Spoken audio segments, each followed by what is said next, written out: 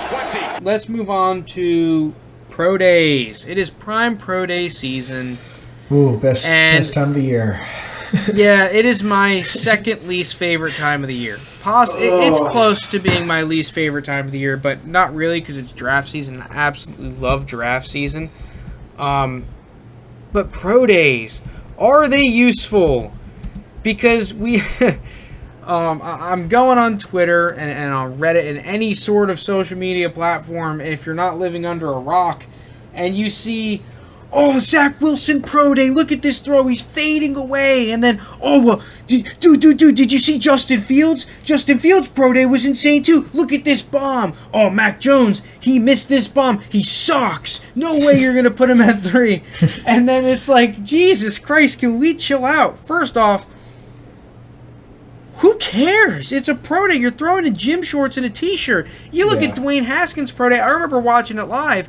If you would have taken that into your evaluation, you would have been thinking, this guy's freaking Peyton Manning. Yeah. I think for a casual fan, right, for an armchair scout, that a Pro Day is actually more detrimental to an evaluation than it is useful. It is useful, at least for a quarterback position. For other positions, I'll get into that in a second. But for the quarterback position, I think that there are 2 reasons why a Pro Day can be useful.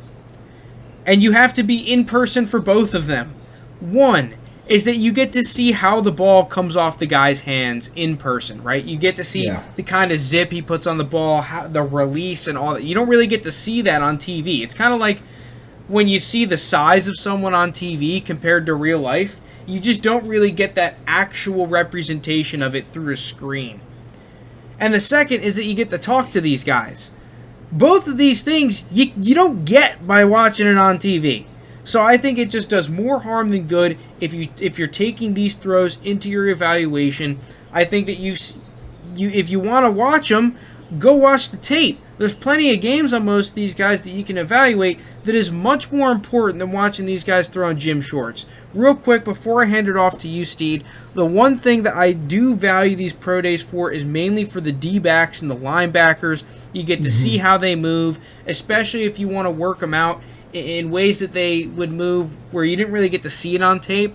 Whether it was because of the scheme that they were in or you wanted to switch around their position a little bit.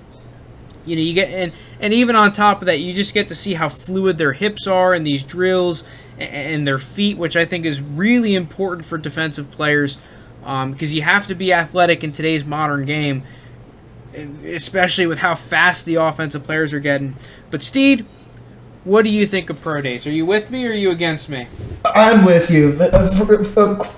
A Pro Day for a quarterback is so completely overrated because you're sitting here and telling me that you're going to hype up a guy that has gym shorts, a gym shirt on, has maybe one guy in his face, not going at full speed, and he's just, sitting back chunking bombs. Also, side note on this, I think Mac Jones and them were kind of treating it as a joke too. I saw Mac Jones during his Pro Day run the triple option and then had Najee Harris throw him a pass during it.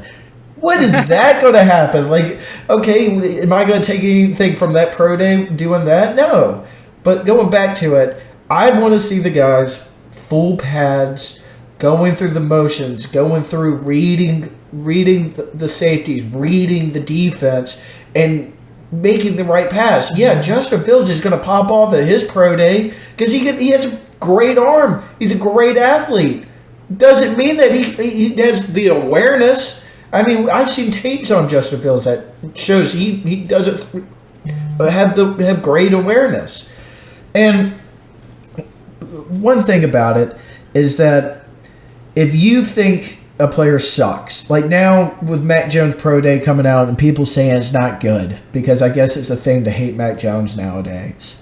And you're saying he's not good. Clearly, you did not watch the 13 games Bama played this year that absolutely steamrolled every team that started with a guy like Mac Jones, who played on an elite level and went from being last year to his backup, now possibly the 3rd overall pick of the league.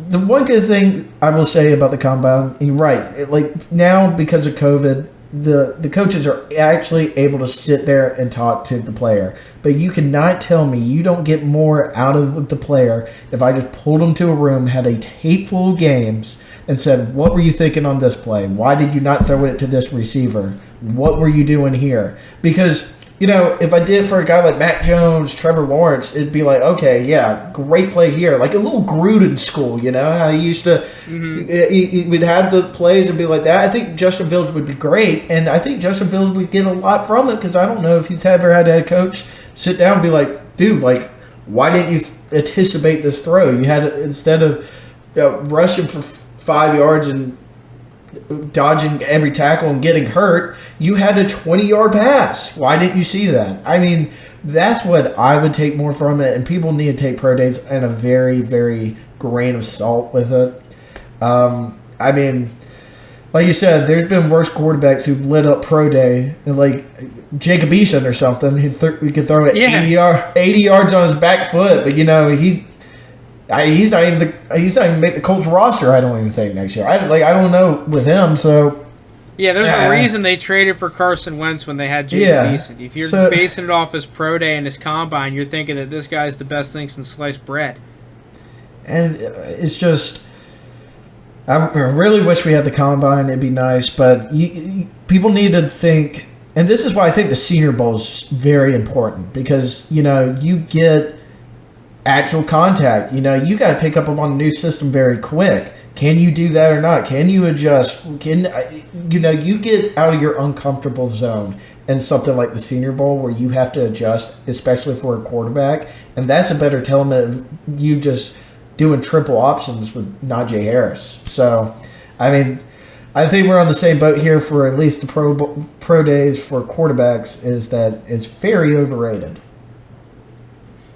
Yeah, I completely agree. I hate the pro days. But speaking of pro days, though, you got to look up this what's his name? Kellen Mond throw. Was he slinging the pill? Oh, dude, he chucked it. The thing hit the clouds. He chucked it. Oh, let's go. All right.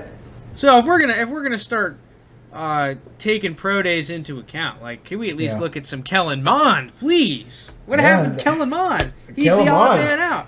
He might have the strongest arm.